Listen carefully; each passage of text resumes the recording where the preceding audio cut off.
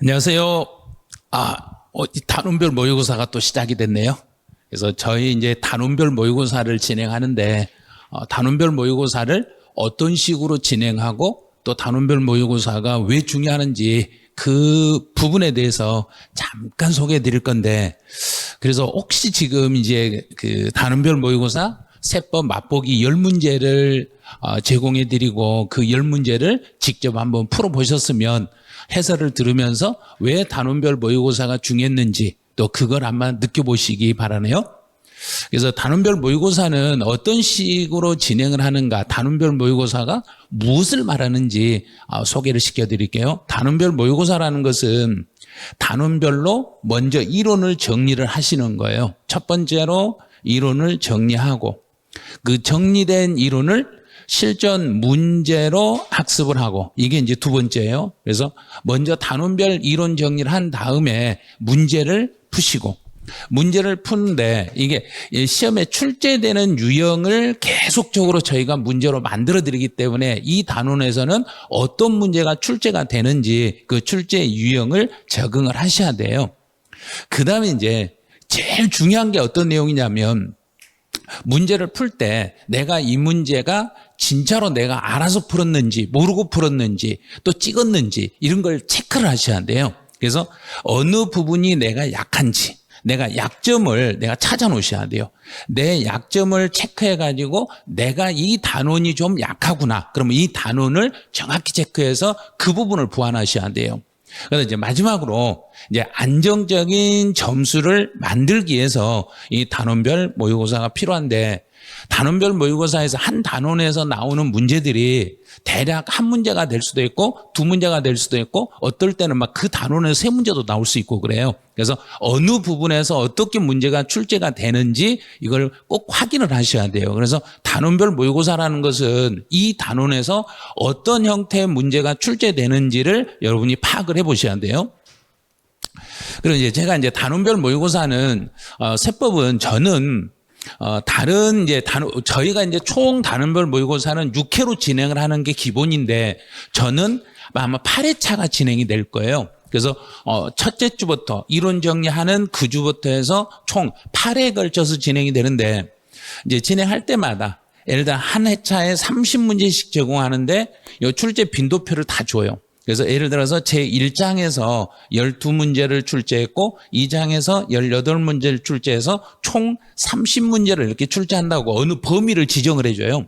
그 다음에 이제 2회차 가면 1회차 문제 중에서 다시 확인이 필요한 문제가 5문제가 이렇게 출제가 돼요. 1회차 중에 복습 문제가 5문제가 출제가 되고, 이제 2회차 중에 3장에서 7문제, 4장에서 5문제 이런 식으로 이 회차를 전부 다 이걸 범위를 지정해 주는데, 계산 문제가 출제되는 부분은 계산 문제가 포함되어 있다고 이렇게까지 알려드려요. 그래서 계산 문제는 계산 문제 따로따로 알려드리니까 이 부분에서 계산 문제가 나와요. 그러면 그 부분은 계산 문제 연습을 해 주셔야 돼요. 그래서 총 8회차가 이렇게 지금 배치표가 만들어져 있어요. 그래서 1회차부터 8회차까지 단원별로 정리를 쭉 해주시면, 그러면 전체 문제가 총 몇 문제냐면 8회차 곱하기 30이에요. 그럼 38, 24, 240문제가 출제가 돼요. 이 정도 정리를 하시면 16문제 푸는데 240문제 정도 이렇게 풀어보시면 어떤 단원에서 내가 이제 배치표에다가 어느 단원에서 내가 좀 약한지를, 약점을, 내가 약한 부분을 표시했다가 나중에 그 부분을 복습을 꼭 해주셔야 돼요.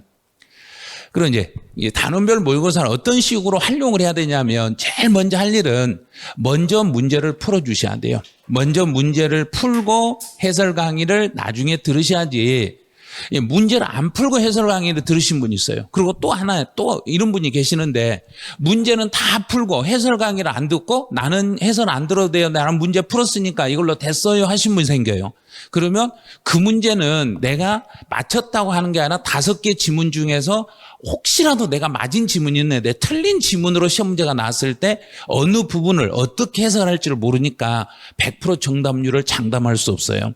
그래서 먼저 문제를 풀고 해설은 반드시 들으시고, 이게 왜 그러냐면, 먼저 문제를 풀어보시고 내가 틀렸던 문제, 이 문제는 왜 틀렸는지, 내가 이걸 찍어서 맞췄던 문제인지, 그러면 확신이 없어서 그냥 애매했던 문제인지 이거를 문제에다 표시를 해 주셔야 돼요. 그런데 많은 분들은 그 1번 문제에서 내가 틀렸는데 오답을 체크한 걸 지워버려.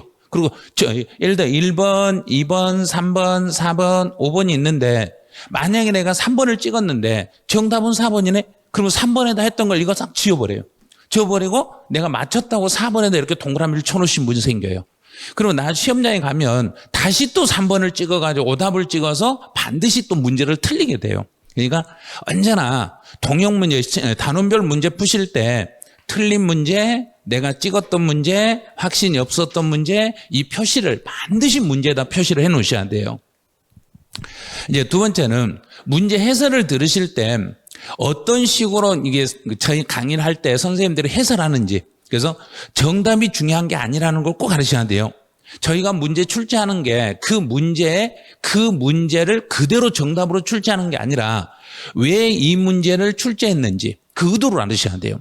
그 다음에 그 문제를 푸는데 어떤 식으로 문제를 풀어가는데 해설해 가는지, 문제를 출제한 사람이 왜 이렇게 출제했고 왜 이 문제는 어떤 식으로 풀어가는지 이걸 알으셔야 돼요. 그래서 어디에 함정인지, 이 지문에는 어디가 함정인지, 왜 이 지문이 왜 오답인지, 만약에 이 지문이 왜 오답으로 변했는지 이걸 알아놓으셔야 돼요. 그래서 그 이유를 예를 들어서 함정을 파는 이유와 오답이 지문에서 오답으로 저희가 만들었던 이유를 반드시 그 이유를 알아놓으셔야 돼요. 그래서 시험에 출제하신 분들은 한 20, 30년 이상을 계속 문제를 대학생들에게 강의를 하고 문제를 만들고 언제 어떤 지문을 출제하면 여기 함정에 빠진지 이걸 전부 다 알고 있는 사람들이기 때문에 실제 저희 시험하고 똑같이 단원별에서 연습을 하신다면 시험장에 가시면 뭐 문제 푸는데 큰 지장은 없으실 거예요. 이제 세 번째로 동역 문제를 통한 반복 학습으로 이제 패턴을 익히라. 이거 말은 뭐냐면 단원별로 문제를 풀 때 한 단원에서 출제할 수 있는 많은 유형을 보여줘요. 그래서 단원별로 2회에서 3회를 계속 반복을 하시되 문제를 반복하실 때 내가 여기에서는 어떤 형태의 문제가 출제되는지, 예를 들어서 박스형의 문제가 출제가 되는지, 또는 사례형의 문제가 출제가 되는지, 또는 단답형의 문제가 출제가 되는지, 아니면 계산 문제가 출제가 되는지, 그 부분에서 어떻게 문제가 출제되는지를 먼저 알아놓으셔야 돼요. 그래서 그 문제의 단원별 출제 패턴을 반드시 익혀주셔야 돼요. 그래서 이 단원에서는 반드시 계산 문제가 나온다. 그러면 시험에서도 그대로 계산 문제가 출제돼요. 이 단원에서는 가로놓기 문제가 나온다. 그럼 거기에서는 가로놓기 문제만 나오고 여기에서는 숫자만 바꿔서 나온다. 그럼 거기는 숫자만 바꿔서 나와요. 그래서 이런 유형들을 저희가 단원별 문제풀이에서 다 잡아주니까 이런 걸 활용을 해주시면 돼요. 그럼 지금 맛보기 문제로 10개를 제가 제공을 해드렸는데 이 10문제를 풀면서 어느 부분에서 어떤 식으로 문제 유형이 나오는지를 한번 접해보시면 돼요. 1번 같은 경우는 양도소득세 과세 대상의 자산을 모두 골라봐라 그랬어요. 그러면 양도소득세 과세 대상은 반드시 열거되어 있는 요 박스 문제로 나와요. 과세 대상물 딱 나오는 순간 여기는 박스 문제다. 그러면 밑에 보기를 활용하는데 이 중에서 상표권 아니네? 그럼 상표권 아니네? 그러면 기억 들어간 거 싹 틀렸으니까 이거 X 얼른 그어버리시면 돼요. 이런 식으로. 그다음에 우리나라에 있는 자산을, 그래서 부동산 임차권은 우리나라 것은 반드시 등기되니까 니은은 들어가셔야 돼요. 그럼 여기 없네? 그럼 답은 2번이네? 여기까지만 풀고도 이렇게 답을 찾으셔야 돼요. 그래서 박스형의 문제를 풀 때는 반드시 내가 맞고 틀린 것을 밑에 보기에서 얼른 제거시키면 돼요. 이렇게 하셔야만이 1분 안에 빨리 풀어내요. 그래서 디귿번하고 니을번이 뭔지는 도저히 몰라요. 주권 상장법인이 아닌 법인의 주식을 양도했어요. 그러면 상장법인이 아니다. 그러면 비상장 주식이에요. 비상장 주식을 양도했을 때는 무조건 양도소득세 과세 대상이 되는 거예요. 근데 이걸 잘 모르겠다. 그래서 디귿을 몰라도 답을 찾았잖아요. 또 니을번은 주권 상장법인은 이거 상장 주식이에요. 상장 주식에 대해서는 원칙은 과세하지 않는데 상장 주식은 소액 주주가 아니라 대주주일 때만 과세가 되니까 많이 가지고 있는 주주들만 과세되니까 니들도 틀린 거예요. 근데 전세권은 요거는 대상이 됐네요. 그래서 디귿번 이게 헷갈린다는 이야기예요. 그래서 문제를 풀 때 잘 모르겠으면 여기는 물음표 이걸 물음표 해놓고 나중에 계속 복습을 하셔야 돼요. 그래서 문제를 풀 때 내가 몰라도 답을 찾는 연습을 빨리빨리 해주셔야 돼요. 실제 시험장에서는 내가 모르는 지문이 이 보기 중에 1개에서 2개가 반드시 돌아요. 그래서 그 모르는 지문들을 찾는데 그걸 집중을 해 주셔야 돼요. 또 이제 과세 대상물 그러니까 또 박스 문제래요. 양도소득세 과세 대상에서 문제가 나왔을 때는 반드시 이렇게 박스형의 문제로 출제가 되는데 이제 첫 번째 이제 이주권 나왔네요. 이주권이 나왔을 때는 별도로 평가해서 신고했는지 안 했는지를 이걸 보고 푸셔야 돼요. 별도로 평가해서 신고하면 이거는 기타 소득으로 과세가 됩니다. 그래요. 기타 소득. 그럼 문제에서는 양도소득세를 물어봤으니까 기억은 틀렸네요. 그럼 기억을 틀렸으니까 기억 들어간 거 얼른 체크 끝내버리셔요. 그럼 이제 보기에서 니은하고는 같으니까 안 봐도 되고 디귿만 보는 거예요. 지역권. 지역권은 대상이 아니네. 아니네. 그럼 답은 2번이네.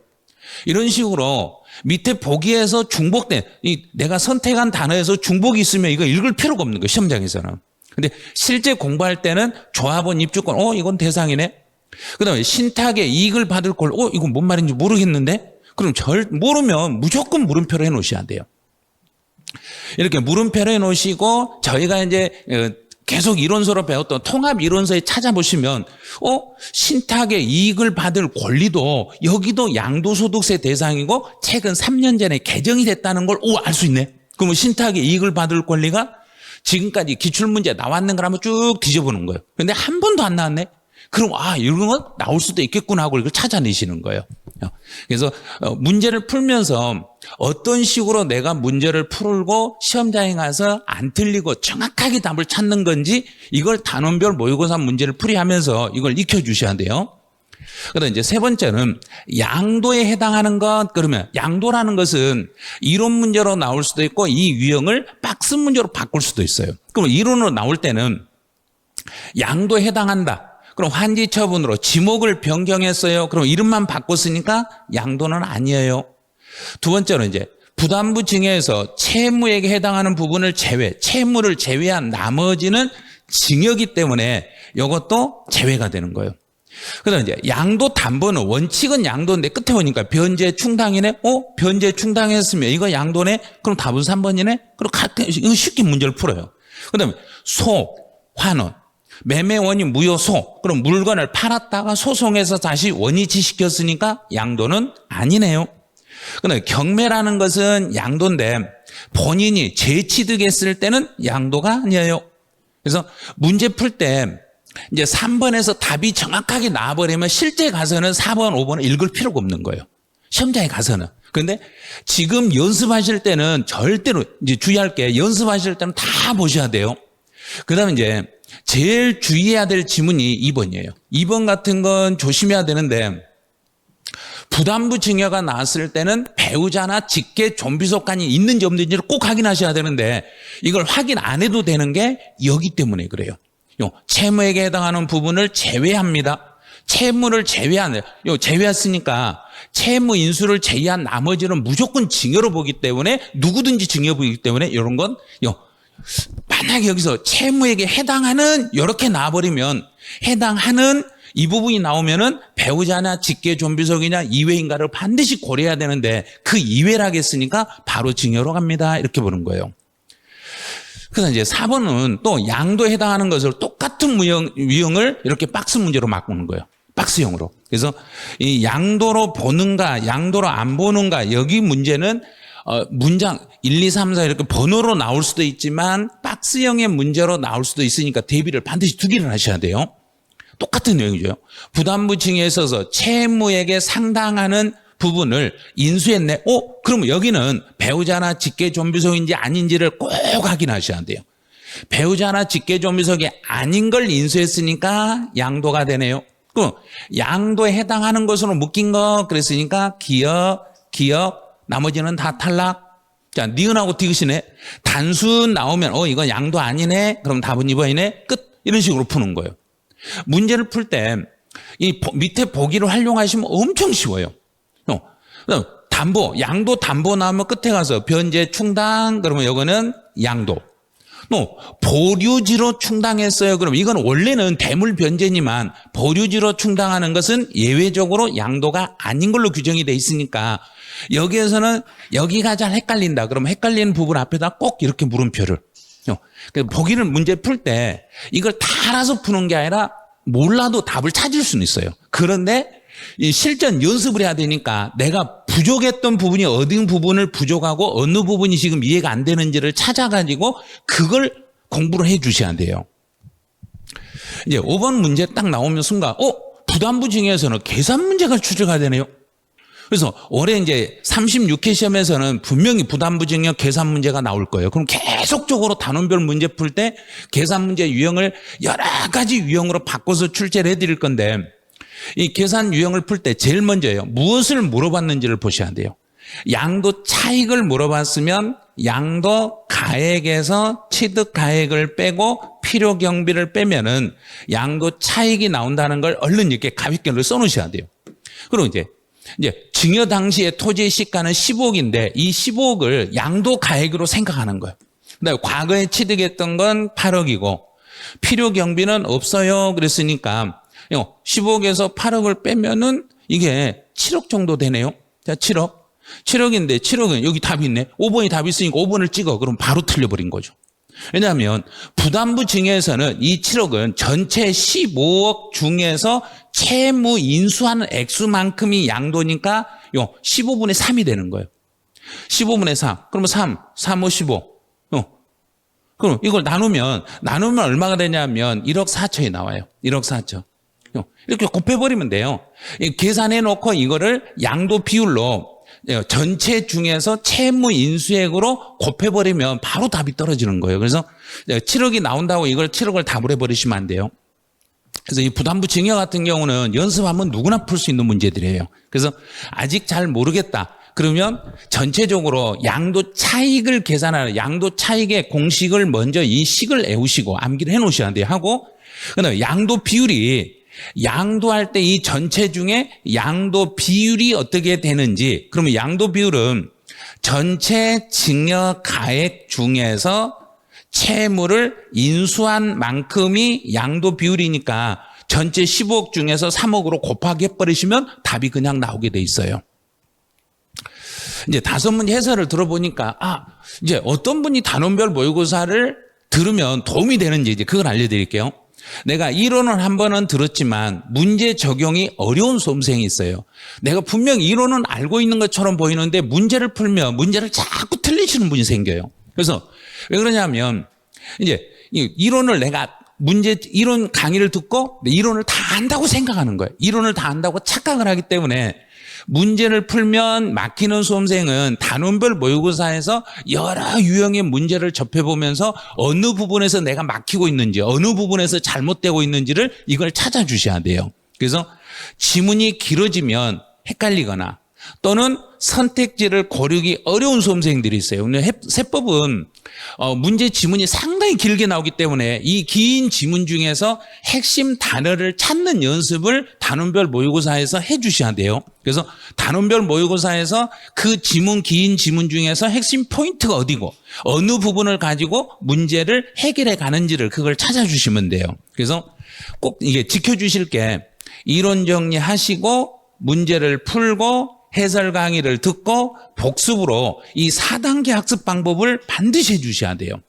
이제 공부는 이론 정리하시고 문제 풀고 그다음에 해설 듣고 그다음에 다시 내가 틀린 거 복습하시고 이 단계를 거쳐야만 완벽하게 문제 해결이 끝나시는 거예요. 그런데 어디서 끝내버리냐면 여기서 끝나신 분이 있고 어떤 분은 문제까지 풀고 해설 강의 안 듣고 그냥 가버리신 분이 계시고 해설 안 들으면 왜 이 문제를 어떻게 푸는지 그 푸는 방법을 못 찾게 돼요. 그래서 반드시 해설까지 들으시고 내가 틀렸던 부분에 대해서는 표시했다가 다시 복습을 해서 틀린 부분을 반드시 정리할 수 있도록 이렇게 해주셔야 돼요.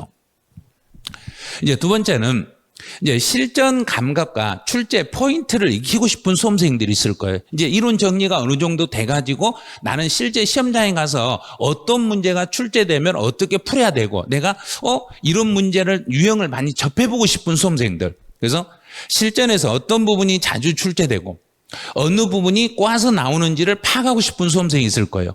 이제 그 지문을 읽으면서 이 지문 속에서 어느 부분을 오답으로 만드는지 이걸 알고 싶은 분들이 있을 거예요. 그래서 저희가 문제를 낼 때 그 단원에서 이 지문에서는 여기를 꼴 수가 있고 다른 지문에서 다른 방법으로 꼴 수 있어요.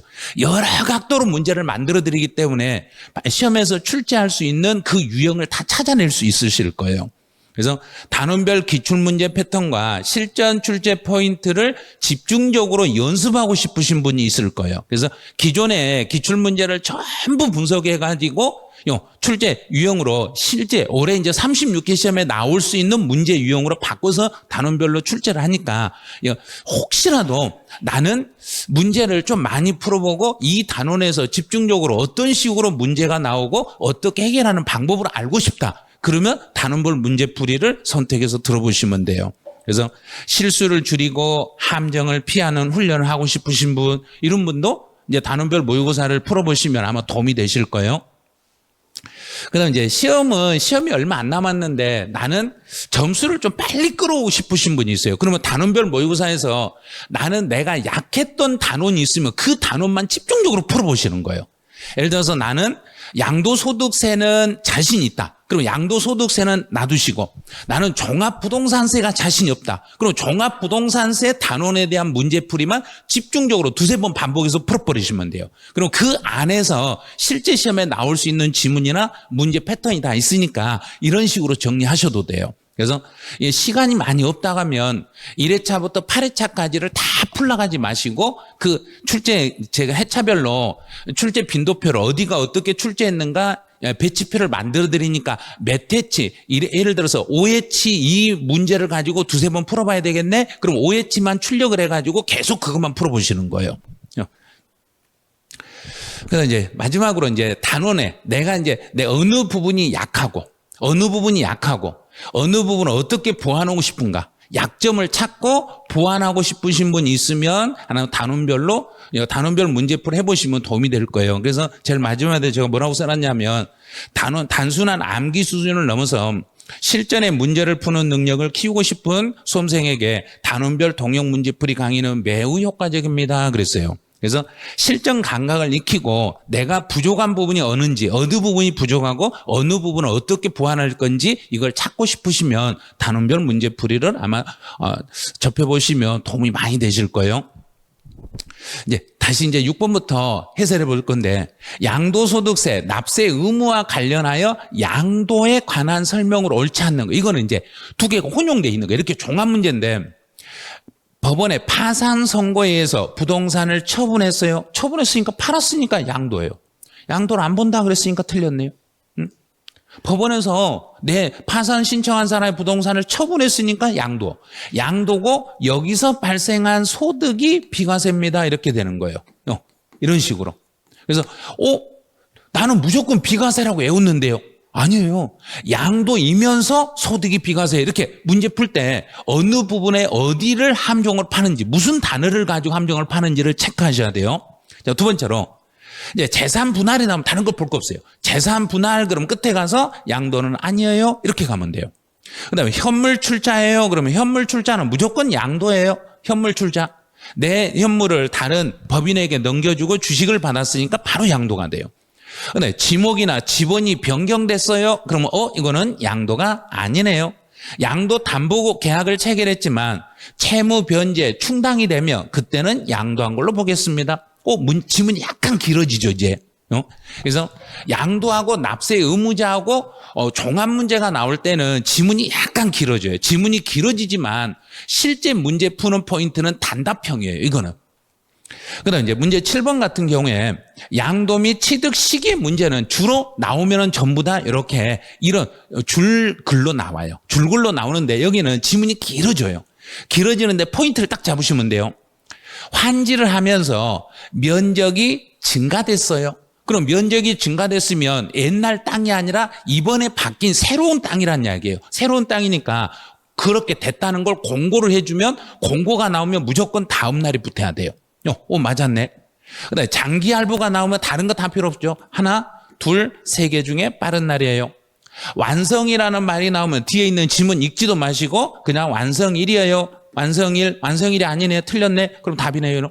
그래서 문제를 풀 때 어떤 식으로 문제를 접해보는지, 이 긴 지문 중에서 무엇만 가지고 문제를 푸는지 이런 실전 감각을 다 익혀주셔야 돼요. 이제요. 그다음에 민법에서 쭉 보니까 뭔 말인지를 모르겠네요. 민법 제245조의 소유권을 취득했다. 이게 바로 점유취득이에요. 그럼 양도소득세 문제니까 점유 나오면 점유를 개시한 날, 대금을 청산한 날이 분명하지 않았을 때는 등기 접수일로 바로 가겠습니다. 이런 식으로.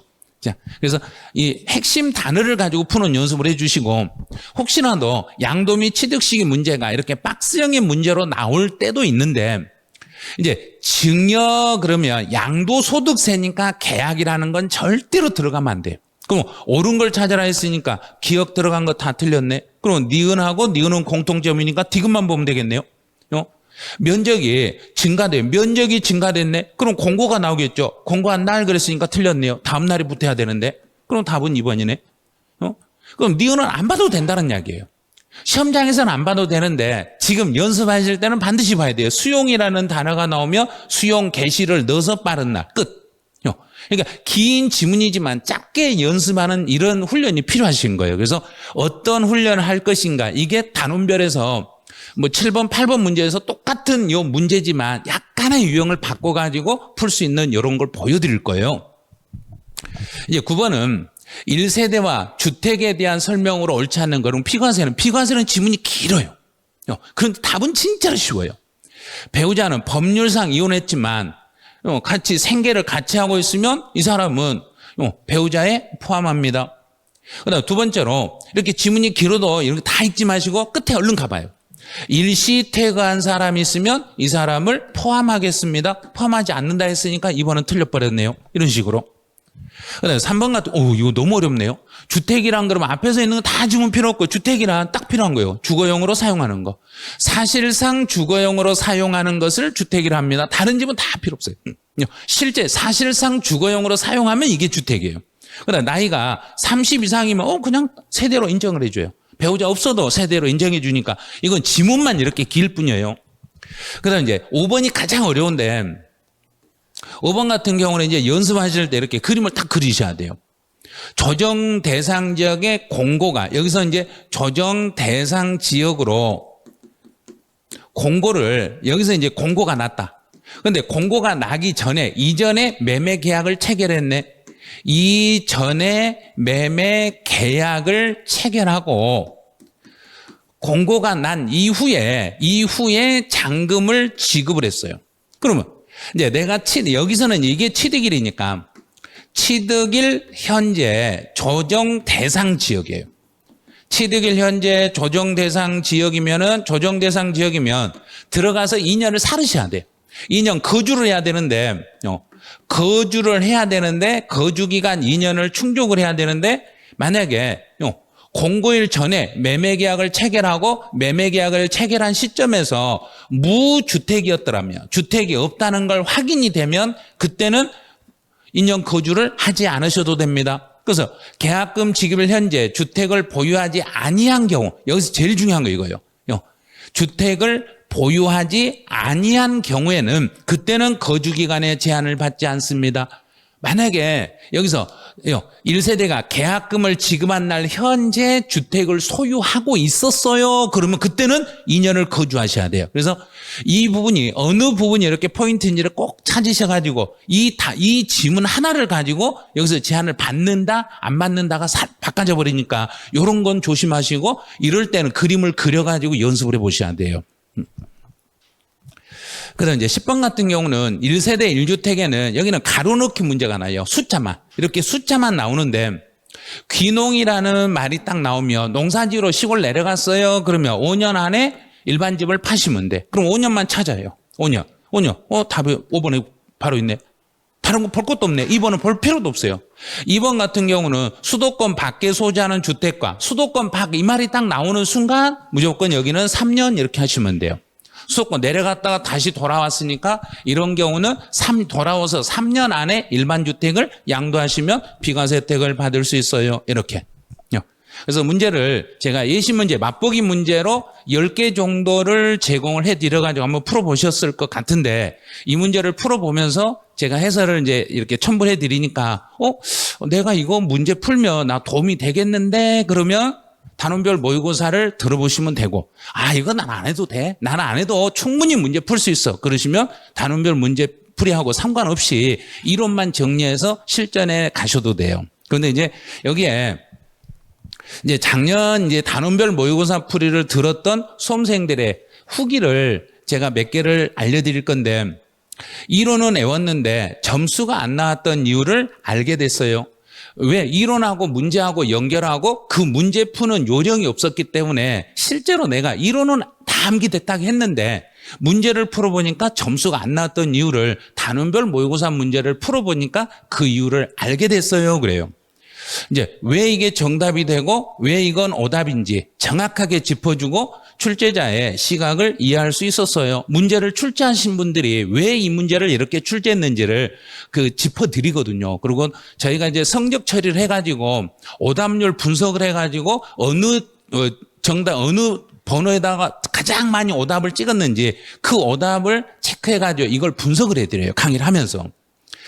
지금은 문제 읽자마자 선택지를 빠르게 판단할 수 있게 됐어요. 그랬어요. 그래서 이제 문제를 딱 보는 순간 여기는 볼 필요 없는 지문은 제껴버리고 꼭 봐야 될 지문만 가지고 문제를 풀 수 있겠고 이렇게 해서 이제 이분은 본인이 이 단원별 문제풀이를 들어보시고 이렇게 좋았어요. 이런 말을 써놨더라고요. 그다음 또 한 분은 단원별로 반복하니 실수가 줄어들고 자신감이 생겼어요. 그럼 그 전에는 문제를 풀면 내가 왜 이걸 틀렸고 왜 여기서 자꾸 실수하는지를 잘 몰랐는데 여러 개 유형으로 문제를 풀어보고 단원별로 집중 반복해서 약점을 보완하니까 실수가 눈에 띄게 줄었어요. 단원별로 문제를 정리하시면 진짜로 이 실수 많이 줄어드네요. 그래서 점수가 많이 올라가요. 또 함정 지문을 피하는 방법을 알게 된 게 가장 큰 수학이었어요. 그랬어요. 어느 부분의 함정을 파고 왜 이 부분이 함정이고 이걸 함정을 비껴가는 방법이 무엇인지를 알 수 있는 좋은 기회였어요. 그다음에 또 한 분은 시간이 부족한 상태에서도 효율적으로 학습할 수 있었어요. 그래서 먼저 이론 정리하고 문제 적응 훈련을 하니까 단기간에 점수가 많이 올라갈 수 있는 방법이 단원별 문제풀이였어요. 그러네요. 이제 단원별로 점검하니까 공부가 체계적으로 바뀌었어요. 그리고 단원별 강의를 통해서 내 약점이 명확히 보였고 그 단원만 따로 복습을 하면서 성적이 많이 올라갔어요. 그래서 이 단원별 문제풀이 할 때는 반드시 그 배치표에다가 어느 단원이 내가 가장 약한지를 표시해서 그 약한 단원을 집중 공략을 하셔야 돼요. 그래서 이제 단원별 문제풀이는 이제 저희가 이제 단원별 문제풀이를 진행한 이유가 실전 감각을 훈련하기 위해서 단원별 문제풀이를 훈련하거든요. 그래서 기출 출제되는 유형들을 미리 학습을 해가지고 실제 시험에 가서 안정적인 점수를 나올 수 있도록 하는 게 단원별 문제풀이라고 보시면 돼요. 그런데 꼭 지켜야 될 게 반드시 문제를 풀고 해설 강의를 들으시고 그리고 해설 강의를 들을 때 그냥 단순히 해설만 들으시면 안 돼요. 왜 내가 이 문제를 틀렸고 어떻게 해결해야 되는지 개념적으로 확장을 해가지고 그 다음에 마지막으로 꼭 틀렸던 부분을 복습을 이렇게 해주셔야 돼요. 이 4단계 학습법을 반드시 지켜주셔야 돼요. 문제 풀고 그 다음에 이론 정리하고 문제 풀고 해설 듣고 복습하고 이 과정을 모든 과정을 지켜주셔야만이 시험장에 가서 문제를 안정적으로 풀 수 있으니까 꼭 그거 지켜주시기 바라네요. 그래서 저희가 이제 그 문제 단원별 문제에서 거의 회차별로 30문제씩 이렇게 제공을 하는데 30문제 모두 다 풀 수 있는 문제들이에요. 풀 수 없는 문제는 출제하지 않아요. 그래서 이분도 미국이 유명하신 분이네요.